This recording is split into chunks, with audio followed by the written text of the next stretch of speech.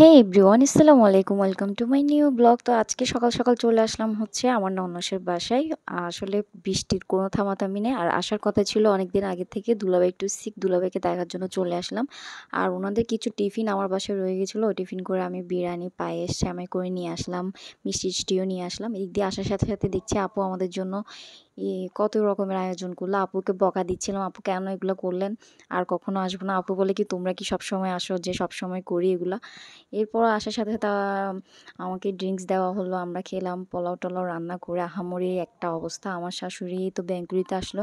আর বৃষ্টি আসলে আমার না মেঘময়, মেঘ, আকাশে মেঘ দেখতে খুব সুন্দর লাগে, বাট বৃষ্টিটা উপভোগ, মানে বৃষ্টিতে তেমন একটা ভালো লাগে না। বৃষ্টি পড়লে কেমন জানি মানে পরিবেশটা স্যাঁতসেঁতে হয়ে যায়।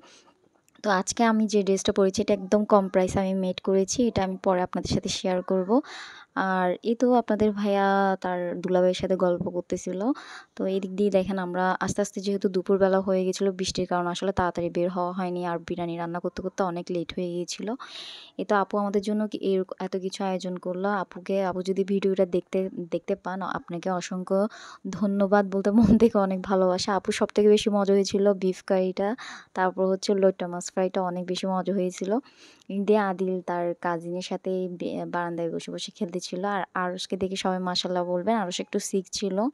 এই তো আরশের কাজিনের কোলে, আরশ কিন্তু কাজিন সবাইকে কিন্তু অন্যরকমভাবে চিনে। এদিক দিয়ে তার ফুফি সারাদিন কাজকর্ম করেও তার ভাইফুতকে দুলায় দুলায় ঘুম পাড়াচ্ছিল। ব্যাপারটা আমার অন্যরকম ভালো লাগছিল। সুন্দর একটা বিষয়, ফুফিদের আদর ভালোবাসাটা কিন্তু অন্যরকম থাকে সবসময় ভাইয়ের ছেলে মেয়ের প্রতি। তো এই দেখেন কি অবস্থা, তাকে পায়ের মধ্যে দুলায় দুলায় ফুফিয়ে ঘুম পাড়াচ্ছিল। এদিক দিয়ে তাকে নিয়ে ঘুরে ঘুরে বেড়াচ্ছিল। তা আসলে আম আপুর শরীর একটা তেমন ভালো ছিল না।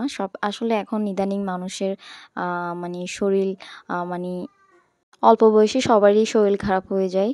আর বয়স্কদের কথা কীভাবে বলবো। এদিক দিয়ে যেহেতু আপুর বাসায় ছোট কেউ নাই, ছোটদের কোনো খেলনাই নাই, শেষ পর্যন্ত সসের বোতল দিয়ে আমার ছেলে খেলতেছিল। তো যেহেতু সন্ধ্যা হয়ে আসছিল, আমাকে আপু বলছে তুমি তো কফি পছন্দ করো, তোমাকে একটা কফি মেক করে দিই।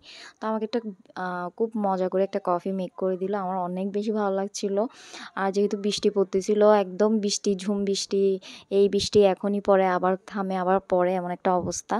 তো এই তো কফিটা আমি এনজয় করে নিলাম। তারপর একটা আমি নিজে মেক করলাম, ওটা আমি দুলাভাইকে দিলাম মেক করে। আর এরপর হচ্ছে যেহেতু সন্ধ্যা আসছিল, আমরা মানে বাসায় চলে আসবো, আর বেশিক্ষণ স্টে করব না। আর কফিটা কিন্তু এই বৃষ্টি, মানে বৃষ্টিময় একটা ভেজা খেতে অনেক বেশি এনজয় লাগছিল। তো কফি একটা মেক করে দিয়েছিলাম আমার দুলাভাইকে। তো এদিক দিয়ে হচ্ছে কফি খেয়ে খেয়ে আমি এটা এনজয় করতেছিলাম। দেখেন বাবারা, তার বাবা তাকে কি সুন্দর করে ঘুম পাড়াচ্ছিল।